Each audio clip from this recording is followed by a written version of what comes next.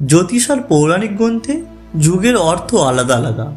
আমাদের পৌরাণিক গ্রন্থ অনুসারে 4টি যুগ আছে: সত্যযুগ, ত্রেতা যুগ, দ্বাপর যুগ, কলিযুগ। বলা হয় যে কলিযুগে পাপ চরমে উঠবে। বর্তমানে এই কলিযুগ চলছে।